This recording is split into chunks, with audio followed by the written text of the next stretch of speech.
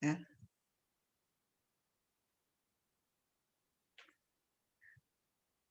Hello, hello, hello, everybody. This is Mother Stallworth on Ask Mother. And do we have a treat for you tonight? I have, not only is she phenomenal, but she's also a friend of mine. And Lori's going to introduce this great woman to you, highly competent. Okay. Well, I am introducing Dr. Martha A. Dawson. Dr. Dawson was installed as the 13th president of the National Black Nurses Association, Incorporated, and represents the voices of 300,000 African American nurses of different races and ethnicities. In 1976, she earned a bachelor's degree, and in 1984, she earned her master's degree and completed her hospital residency. In 2010, she earned her Doctor of Nursing practice from Case Western Reserve University, Francis Payne Bolton School of Nursing. She served in senior level positions such as Vice President of Clinical Operations and Chief Nursing Officers. She managed her own healthcare consultant business. In 2019, Dr. Dawson was inducted into the Alabama Nursing Hall of Fame. Yay. She is a scholar in the Sparkman Global Health Center in UAB. And she's a UAB fellow in the American College of Healthcare Executives. We are so excited to have you here, Dr. Dawson. Welcome to Ask Mother. Thank you so much. It's exciting to join you this evening. I'm so glad. I wanted to just say also that she was a contributing author to the drive-through flu shots, a model that's for mass immunization. And so she was a part of the first drive-through flu shot model in the United States.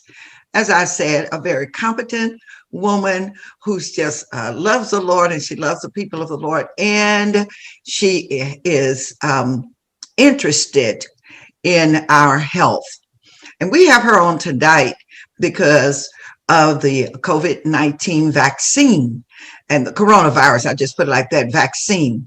And there are so many questions, especially in our community. And we thought, who better to ask than Dr. Dawson. You may have caught her on MSNBC and on some of the town hall meetings, but we have her here on Ask Mother. Ah, what a friend. And if I tell you she's a busy lady, she is. But welcome, Dr. Dawson. And you have made yourself an expert. You're an educator when it comes to this vaccine. And I want you to share with us, and we've got questions here that have been sent from different places, and we want you to share with us your ideas and your thoughts and your facts and your scientific facts regarding this vaccine. Well, these vaccines, because now we have several out. Okay, so welcome. Thank you again. And we're glad to have you. Yes. So I'll just jump right on in. We've had quite a few questions. And one is, If you're not coughing or sneezing, can you still spread the coronavirus? At this time, since this virus is so new, I still try to encourage people that if you've had the virus itself, it takes you about, 14 days to recover. At that time, we do say that you're no longer contagious. However, I would just say, from a word of caution, if you feel sick, and you're still not feeling that well, I would say still isolate yourself for a couple of more days. And remember, just because you've had the coronavirus doesn't mean you can't catch it a second time, because we do have documentation where people have contacted this a second time. And we have to remember, when I wear my mask, I'm protecting you. If you don't wear a mask, you are exposing me. That's why we both need to have the mask on. Right. So even though you may not be contagious anymore, you still want to practice these three things: washing your hands, staying socially distant from people 6 feet apart, and still wearing your mask. Okay, so just because you may or may not be sneezing or coughing, you still may be contagious. Exactly. And that's again why it's spreading. Now, remember, when you first contact this virus, you can go for up to 5 to 7 days without symptoms. Mm-hmm. But during that 5 to 7 days, you can still infect someone else. Then your symptoms begin to appear. Okay. Most people do not have symptoms as soon as they contact the virus, and that's why the spread is so bad. Okay, so if you're not coughing and you're not sneezing, and you may have a low-grade temp, then you would still be, or even if you don't have a low-grade temp, but you may be infected and not showing any signs, are you contagious? Is that what you're saying? Yes, that does mean that you can spread it to someone else, even though you're not showing any signs at this time. Your temperature hasn't started going up. You're not coughing. You don't feel bad. Mm-hmm. And again, like I was saying, that's why with this particular virus, it is so easy infecting others, and you don't even know it because you're feeling well, but that virus is already residing within your cells. Mm-hmm. And just talking, you can be sending out infection, just talking. Yes, because when we talk, whether we know it or not, and we don't see it, and normally we don't pay attention to it, but it's so easy for those droplets to be out there in the air. And that's why we say stay 6 feet apart, because by the time your droplets travel that far, you're not going to get on the next person. But when I'm right in your face, if I'm talking the way I'm talking now, and I'm probably sending out droplets the same as you. Okay, all right. Laura, you got another question? In the National Black Nurses Association's experience, how do many in the Black community feel about the COVID vaccine? I've had a lot of discussion about the COVID vaccine and how the African Americans and Black communities are really feeling about this. And out of transparency, there's two things that are driving this conversation. And a lot of it is in the media. But we do have to look back historically and say, why are people asking questions and feeling a little bit distrusting of the scientific evidence at this time? So we go back to the Tuskegee incident. Oh, yes. And the fact that went on for so many years. Right. And this involved African-American men in Tuskegee that was told they was in a syphilis study. And yet when they finally, developed the treatment for syphilis, it was withheld from those men. Right. Now, you listen to some people and they may want to say, well, you just need to get over it. No, we can't get over it, because the last person in that study that died passed in 2004. Like just right around the door. And the other thing with that is that because these men were uninformed, that meant they infected their family members, neighbors. Some of their kids probably was born with this syphilis. So we acknowledge that a big mistake made by our own government. Mm-hmm. The second case that a lot of people have heard about is Henrietta Lack, Yes. case out of John Hopkins, Mm-hmm. where this African American female was treated for cancer. Right. And although she did not survive, what they determined was that her cell multiplied so quickly. Yes. And it allowed them to invent a lot of other, I would say, Treatments. treatment modalities Mm-hmm. for other cancer patients. And so her family didn't find out about this until about 5 or 6 years ago. Right. Okay. You didn't tell them. When someone decided to write a book about it. Mhm. And so that made people a little bit distrusting. And there are other examples as well. Mhm. When women that was in slavery, Mm-hmm. given a lot of experimental surgical treatment Mm-hmm. relating to OBGYN without Mhm. pain medication. Mm-hmm. So we have that history. Wow. We try to move the needle a little bit, however, and say, could those things happen today? Probably, but it would be on a very small scale because the new rules and regulations that are put out there relating to research and Mhm. research participants. So yes, that is out there, but my goal is to use what I'm calling a model that hopefully through education, will Mhm. move people from hesitancy to readiness to be clearly informed and receive education to acceptance of that information to action because Okay. we have to move to action. Okay. Yeah, thank you for that. And I also agree that we do have to, we don't throw away our history. We have to keep our hand on the historical button. And for another reason is that will help us to gauge where we are, give us things that we can look for and look at and give us pause to say, oh, no, don't do it that way, do it this way. So you're right. We do need to keep in our minds a lot of the historical things that have been done in a disproportionately negative way toward us as a people. But we do have to keep moving forward. The whole point of these vaccines is to get rid of the pandemic. And we can just remember that because the kill rate of this virus is very high.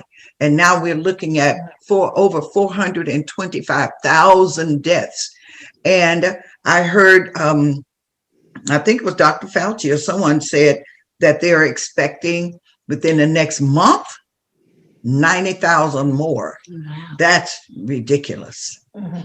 So, Yeah, I mean, we have to do something because right now, about 1 in 5 to 6 people that contact this virus, they're dying from it. mhm, And the next thing is just recently, in terms of looking at some of the data and the death rates, COVID is now the third leading cause of death amongst African Americans and Blacks. Mm. The third leading cause, wow, okay, of everything else that we're dying from. And remember, it's only been here for about a year and right. it's killing us at a disproportionate rate. So, and we cannot treat it. And that's the thing that I keep wanting people to understand. We do not have a treatment for COVID. All we can do is treat the symptoms of COVID. And Mhm, hopefully that once you get it, you can move towards being asymptomatic. mhm. Because I even like to be careful that we're not talking about recovery because I'm hearing too many what we're calling long haul effects as we move Right. now further into this, where people are breaking out with rash. They are being extremely tired and sleepy. Their hair is falling out. They are complaining about the fact that their memory doesn't seem to be as clear and their thought processes are not as clear. So for something only been around for about 12 months, we don't know the full effects until we continue to move forward. So we need to prevent. We need to prevent people from catching it. And unfortunately, the only way we can do that is through a vaccine. So we're Mhm. talking about prevention here, prevention of you catching it and stopping the spread of it. Okay. So if they can't measure the healing process, then how can they measure the vaccine's side effects or the effectiveness of it? Again, we're not talking about healing. We're talking about prevention. Okay. Mhm. And we're talking about trying to manage it. So let me just Okay. use a couple of common examples. So, for example, I had the flu shot already this year. Mhm. Now, I could still potentially catch the flu, even though I had the flu shot. Right. But the goal is that since I had the flu vaccine, that it will not be as worse. And I do Mhm. want people to hear this very clearly. People were dying from the flu. Right. When we did the drive-through flu process at the University of Louisville, that was during an epidemic. Mhm. Now, an epidemic is different from a pandemic because an epidemic primarily means it is just maybe countrywide. This is a Mhm. pandemic because it's right now it's on every continent in the world. I Right. don't care where you go, it's there. Mm. But what we learned out of that is that if we could vaccinate enough of people, fewer people would catch the flu, which means fewer people would die from it. And the other thing is that if I use another example that I've used in the past, is that if you have high blood pressure and I give you a pill, I didn't heal you, Right. but Right. I did lower your blood pressure so you don't have a stroke. Right. Okay. Mhm. And if I replace your knee, I Mhm. didn't heal your knee, but Mhm. I did maintain your mobility and your freedom to walk. So Mhm. that's how we have to look at this. We're Okay. trying to prevent you from catching this and dying from it because we don't know Right. who is going to die from it.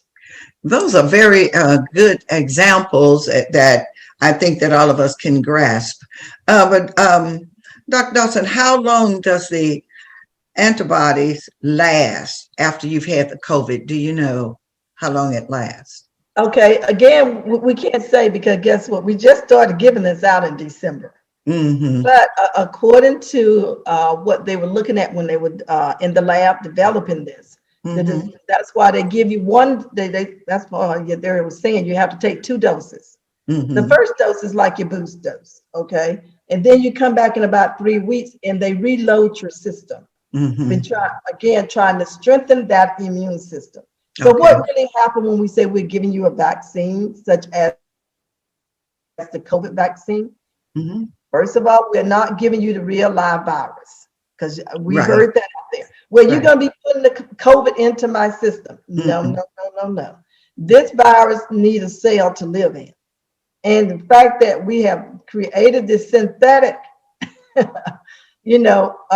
vaccine that has to be frozen, trust me, even if a virus is in it, it's dead because we frozen it, Mm-hmm. okay? Okay. Mm-hmm. So we give you the vaccine so that your system, your immune system, will begin to fight it.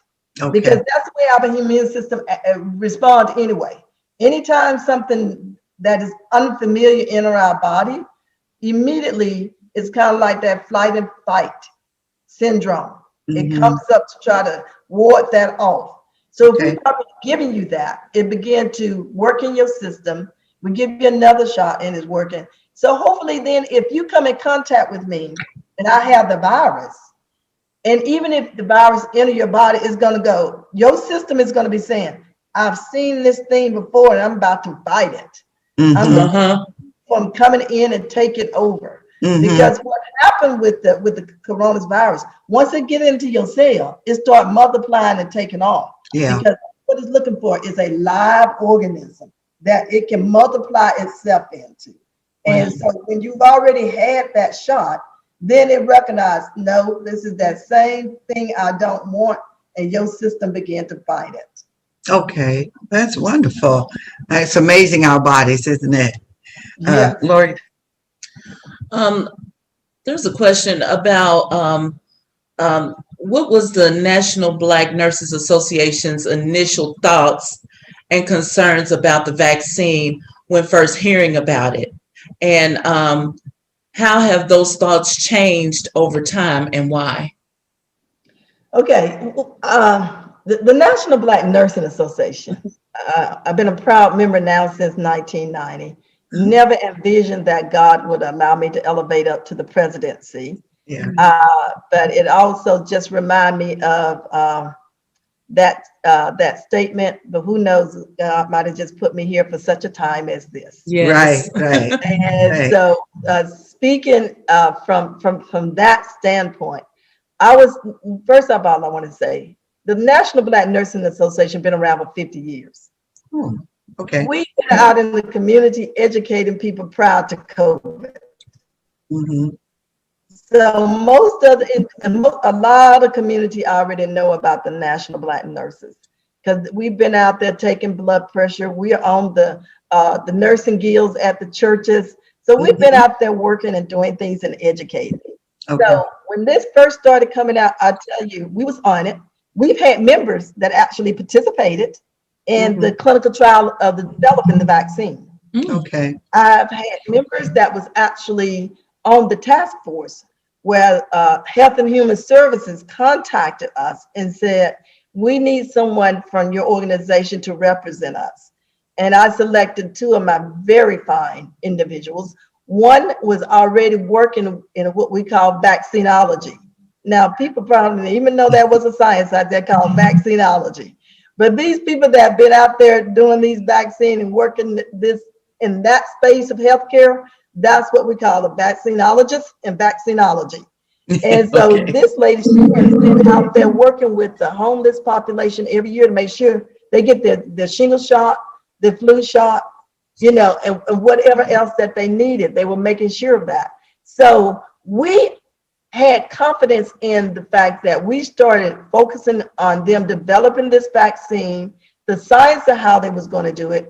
I actually had the opportunity to interview one of the scientists from Pfizer, Okay. Wow. asking questions. And those were some very critical questions because I was saying, okay, this is what my people want to know. Why should they trust you? Mm-hmm. Why is it being developed so fast? So I was educating myself, and also my nurses that was on that vaccine task force, they were getting educated. So Okay.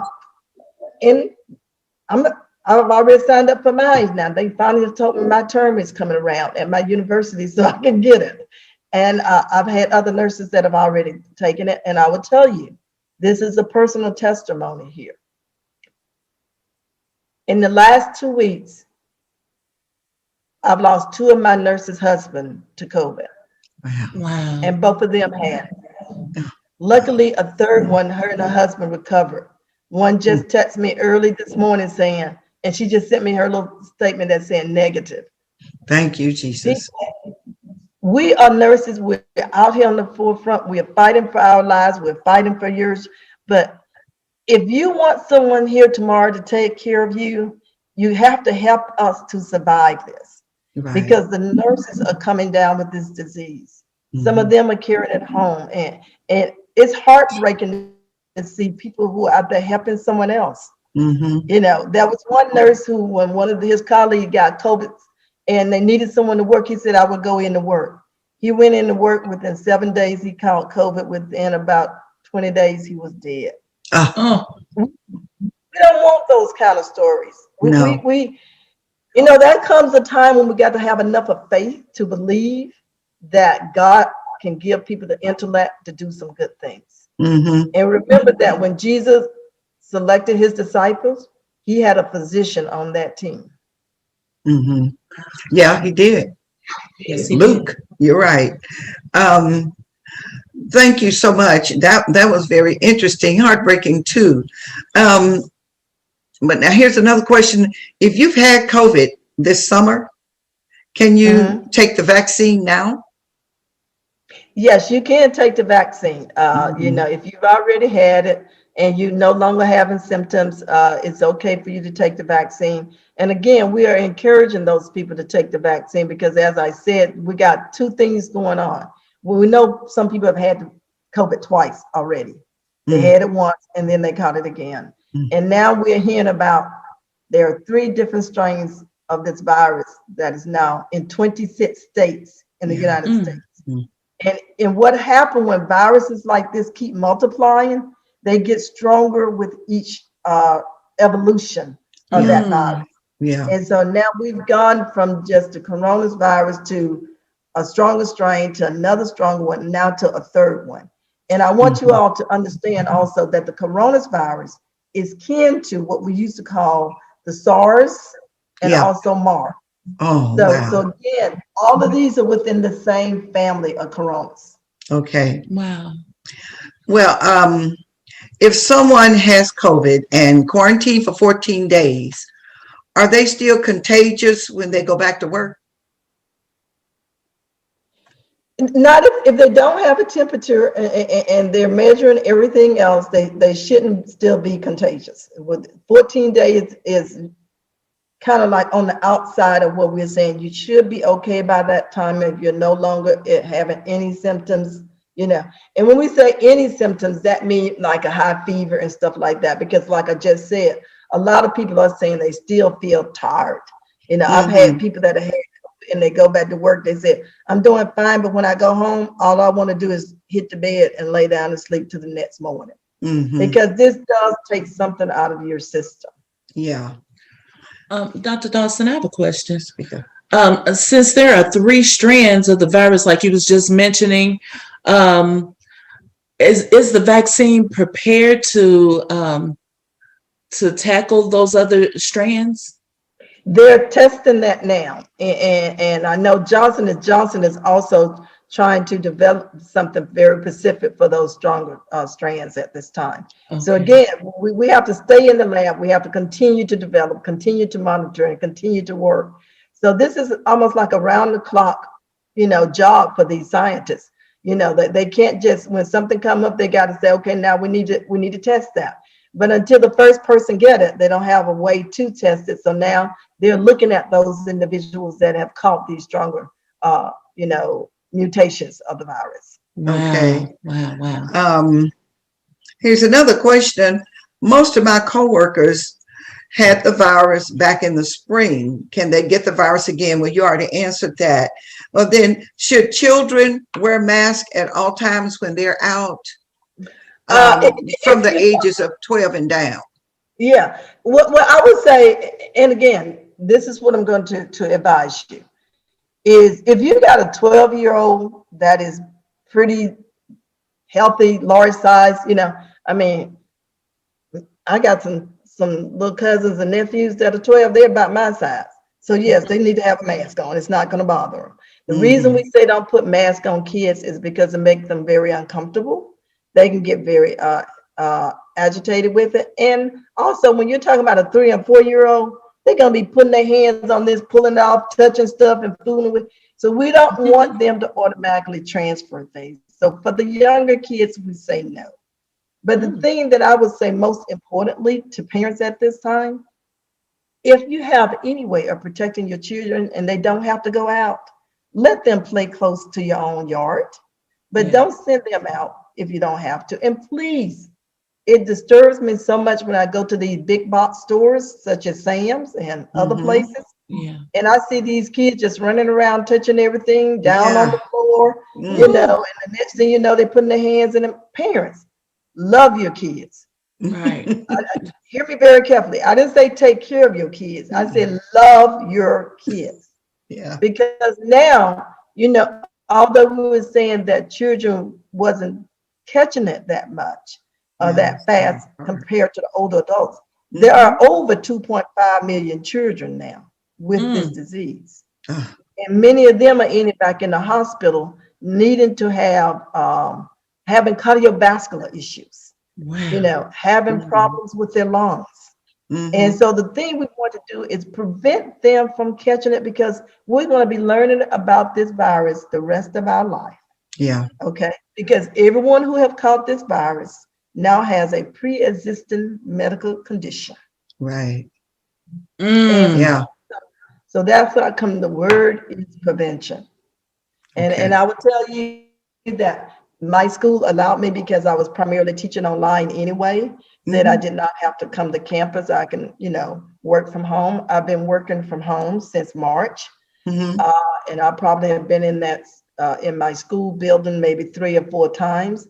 And I promise you, I'm trying to be obedient because just because I'm working at home doesn't give me the right to go running into the mall, running to the store every day. Right. So I am practicing what I am preaching and teaching. And Yes. is I try to remain and stay at home, and I do my own self-tracing. If I leave the house, I want to know, where did I go? Mm-hmm. And early on during this pandemic, I would go out. I wait 14 days before I would go back out because Mm-hmm. I'm saying, okay, I've had no symptoms. I'm doing fine. So if I go out and I was become symptomatic, I would know. Don't go back beyond 14 days because you were fine. Where did you go when you went out? And I try to Mm-hmm. limit it to no more than 3 or 4 places, and that's it. Yeah. So, we have to do the right thing. If we want to be here tomorrow, we have to do the right. And even doing the right thing, you can see Right. it's not up to me because if I do the right thing and you do the wrong thing, you can still give it to me. Right. Right. Right. Do you have any more questions? I have one more question. If you've had COVID, should you still take the vaccine? I think you already answered that. That, Mhm. yeah. Mhm. Yes, Yeah. you answered yes to that. Do you have any more questions? Go ahead. Okay, that's okay. All right. What we're trying to do, Martha, with this airing, we want to make sure that we get it out to as many people as we can to dispel a lot of the myths and then to just get them to understand. I think the word that you said, that we are striving to prevent further infections and deaths. That's what this vaccine is designed to do, prevent. And this, I think, is important. And yes, I read some just the other day. Some of that there are some side effects, like you said. Some people do experience some things, but they are alive, and and those things are not debilitating. So it's important. Laura, you got one more? Yeah, that does lead into this one. It says, does the National Black Nurses Association believe that this vaccine can truly help people? Why or why not? I have to say yes. Again, and our reason is because we've been working with. We did not just start working with Johnson and Johnson and Pfizer and AstraZeneca and some of those other pharmaceutical companies. We were already working with some of these companies just around the shingle vaccine, the pneumococcal vaccine for pneumonia, and the flu vaccine. So again, we was already in that space of working with vaccine and educating the public, and even encouraging people to go ahead and help their children to stay up with all of their immunization, because that is important. For example, a lot of people are not aware of the fact that the shingles really is caused from the measles. So if you had the measles when you was a young child, when you hit 50 and you get the shingles, you are more prone to end up with the shingles because of that. So that's why, again, we learn about different things. That's like I was saying earlier, even with the coronavirus, we don't know what happened until we continue to live and figure out some of what could go wrong and what will be the impact of this. We don't know that until that's why the goal is not to catch it. And that's our. Oh no.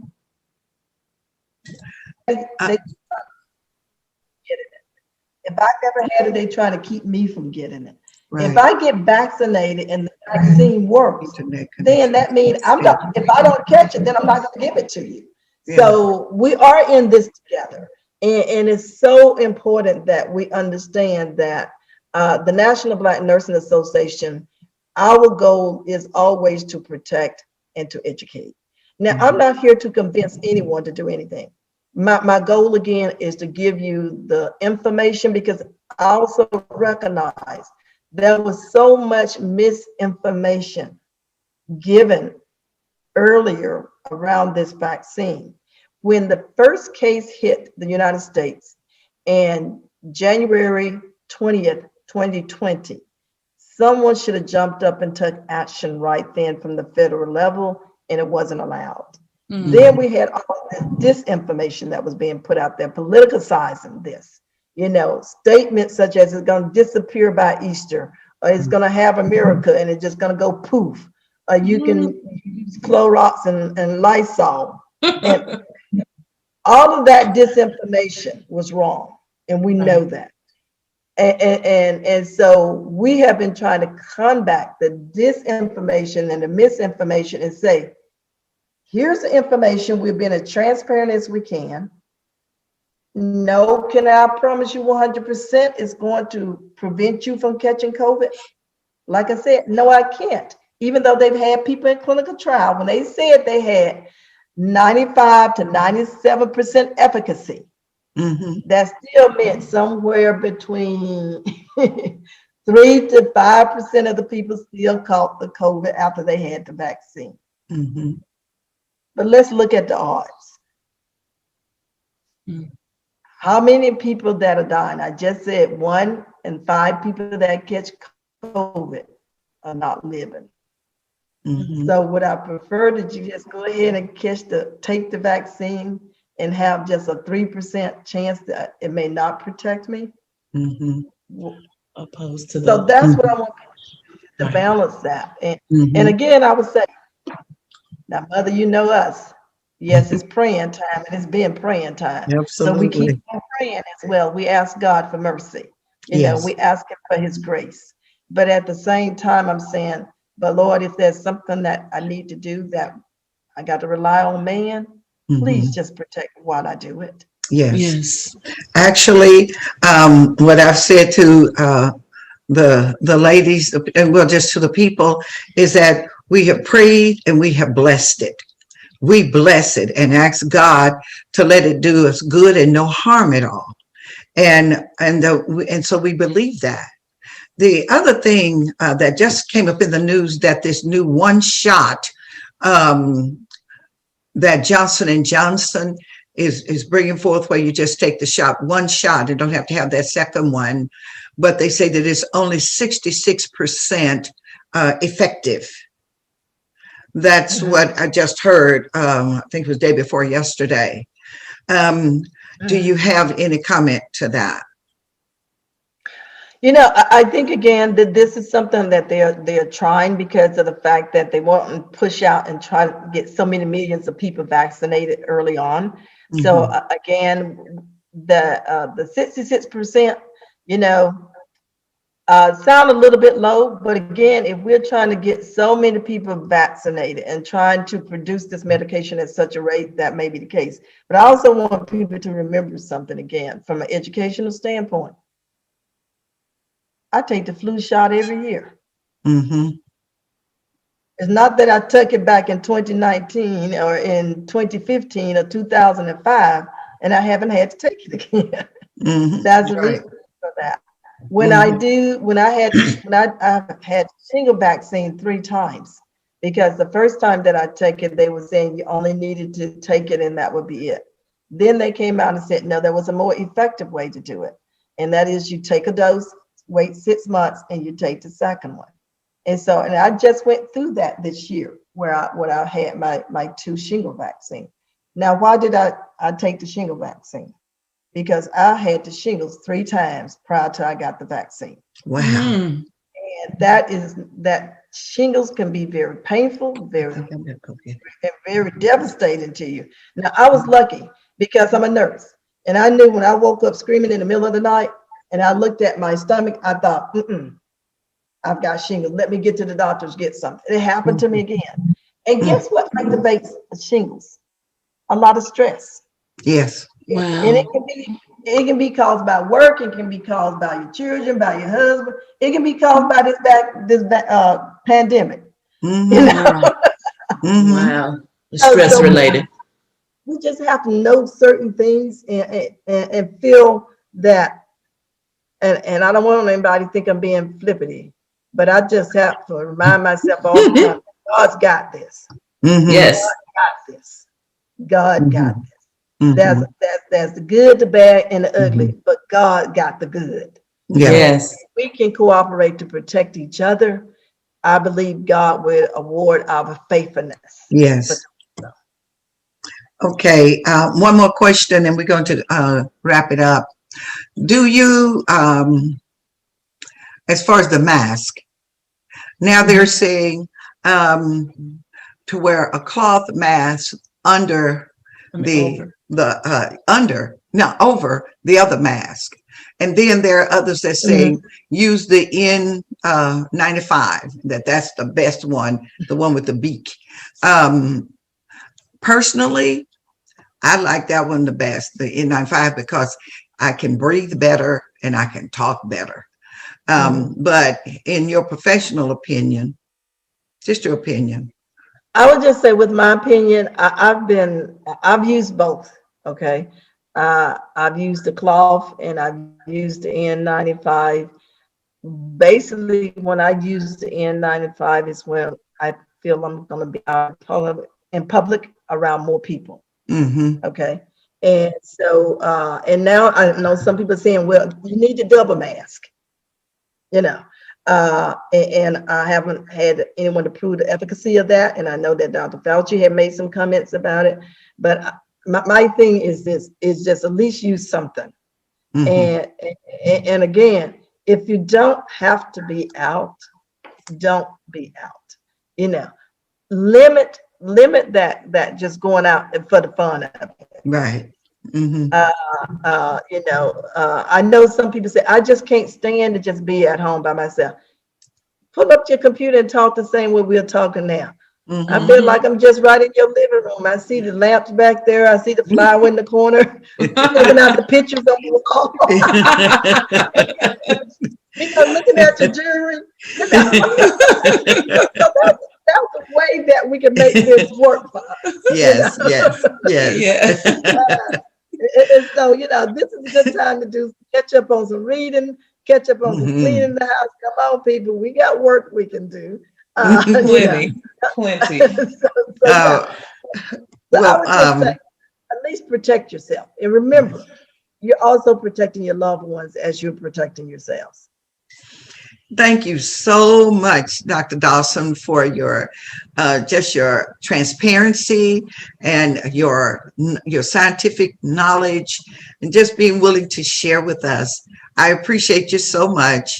And our Ask Mother audience they are going to be so much more able to make good decisions regarding this vaccine.